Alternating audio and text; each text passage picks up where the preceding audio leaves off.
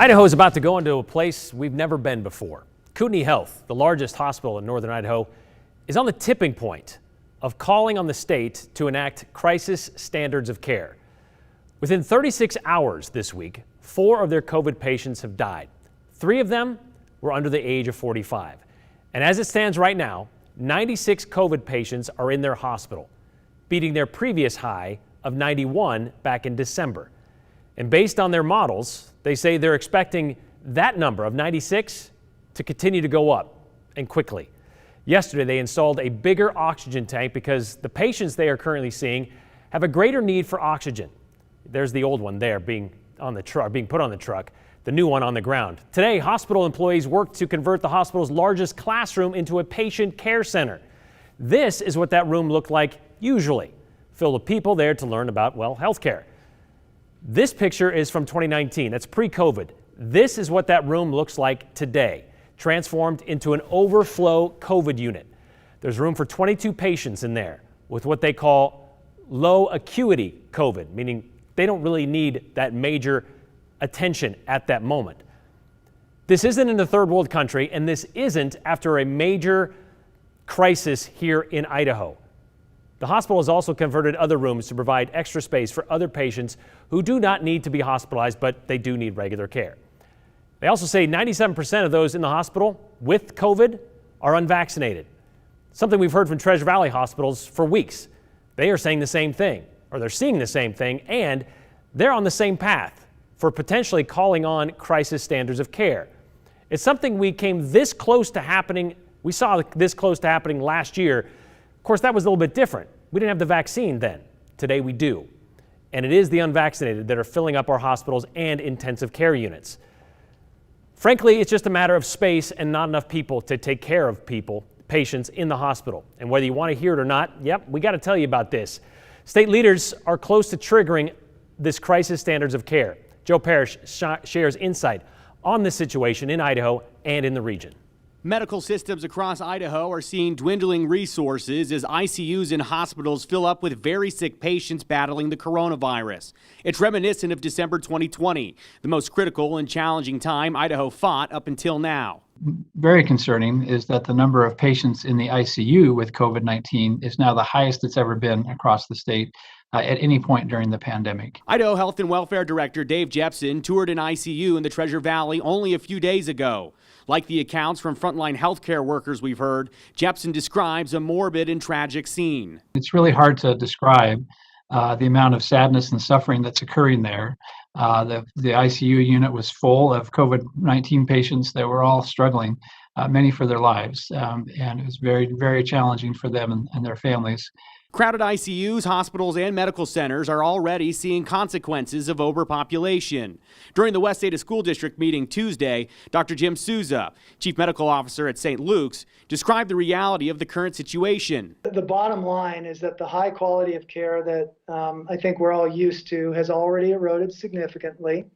I would say that what we're providing today is substantially less than the standards we'd expect, but it is the best we can do. And we're headed in the wrong direction.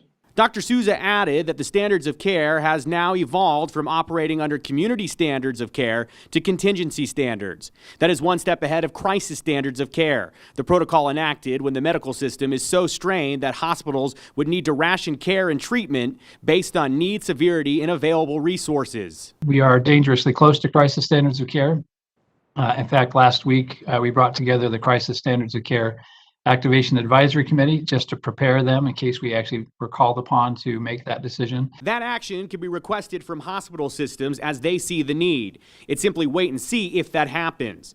Regionally, Idaho isn't alone when it comes to serious COVID situations. Utah, Nevada, and Oregon are all reporting increasingly difficult circumstances. That means if Idaho runs out of resources, patients may be hard-pressed to get treatment in neighboring areas. Our sister station in Oregon spoke with ICU staff at a Bend, Oregon hospital.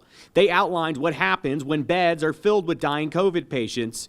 Other people in need of care are affected. What keeps me up at night are the patients who aren't getting their surgery for their colon cancer because we're full of COVID patients.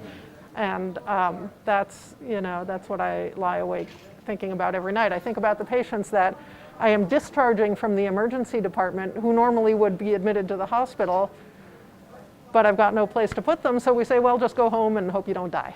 In Idaho, although it did get close, the COVID situation did not escalate to crisis standards of care in December of 2020. The truth, though, is that there's no guarantee that the Idaho health system will avoid that this time. Health and Welfare Director Dave Jepson says there is a major difference between now and late 2020. We have the answer, and the answer is the vaccine. And for those of you that have chosen to get vaccinated, I say thank you. And for those of you who have not yet been vaccinated, I urge you to consider getting the vaccine. All right, Joe, as you mentioned, we were this close before back in December. They did everything they could to avoid that, and we did avoid that. And we're kind of in that same situation now, but going back to that meeting yesterday, in an effort to avoid this, they're pulling out some drastic measures, aren't they? Yeah, there's some serious need for staffing inside the hospital system and the medical system, to the point where they are now calling on the community for volunteers to fill a number of different roles. Some of these roles, Brian, they do require some type of certification or training. Others, they'll take anybody. Here's a website you can go to right now, www.volunteeridaho.com. We'll have this on our website in the story with more details. Basically, you fill out some paperwork, you look to see what's needed, and they hope to put you into a community volunteer role as soon as possible. Brian, this isn't a situation where we're asking people, oh, if you can come help, that'd be great. No, this is a need at this point. The problem is not just the amount of space in the hospitals, but it's also the amount of resources in terms of people, the nurses, the respiratory therapists, the emergency room doctors. There's only a finite amount of these people that are trained in our community to do certain tasks, to the point where they need help from other people here in our region. So if you have a special skill set, we also have reported throughout the pandemic that retired doctors and nurses were giving maybe considerations from medical boards to come back into the force, and they wouldn't have to go through the full process like they would pre-COVID. It is a serious situation. Again, more info at ktvb.com. And this is like real up in Kootenai County right now. Oh, yeah. Thank you very much, Joe.